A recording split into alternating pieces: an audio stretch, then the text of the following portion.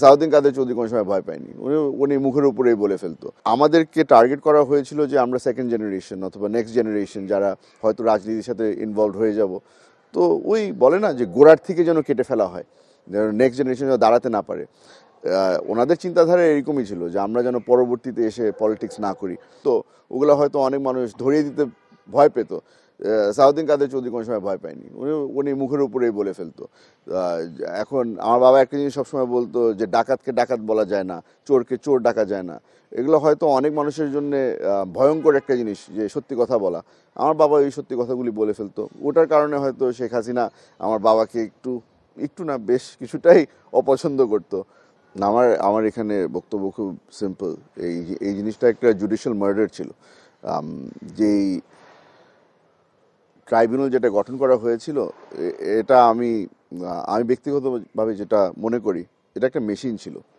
আম, আমার বাবা বলেছিল না যে আওয়ামী লীগ এমন একটা মেশিন, একদিক দিয়ে রাজাকার ঢুকালে অন্য দিক দিয়ে মুক্তিযোদ্ধা বের হয়ে যায়। অ্যান্ড এই আইসিটিটাও আওয়ামী লীগের একটা মেশিন ছিল। এটা একটা হত্যা করার মেশিন ছিল।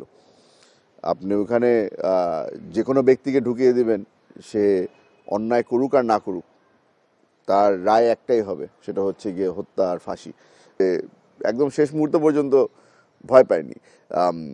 হ্যাঁ, বলতে হয় যে তখন কামরুল সাহেব একজন মন্ত্রী ছিলেন, তাকে হয়তো এভাবে এভাবে তুই তার করে ডাকা উচিত হয়নি।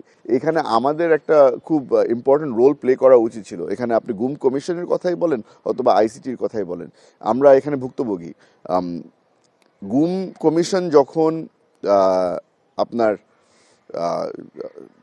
আয়নাঘর, বারবার করে আয়নাঘর ডাকা হচ্ছে, জানি না আমি আয়নাঘরে ছিলাম না কিনা, ওটার নাম কি ছিল, ওটা বাঁশের ঘর ছিল না কি নাম ছিল আমি জানি না, কিন্তু এখন স্ট্যান্ডার্ড হয়ে গেছে আয়নাঘর ডাকা।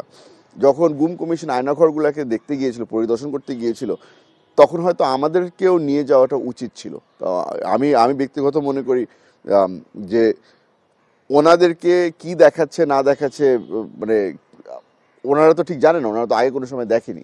আমরা তো দেখেছি, আমরা ওখানে থেকেছি। তা আমাদেরকে যদি দেখাতো, আমরা হয়তো কনফার্ম করতে পারতাম যে হ্যাঁ এই সেলটার মধ্যেই আমাকে রেখেছিল।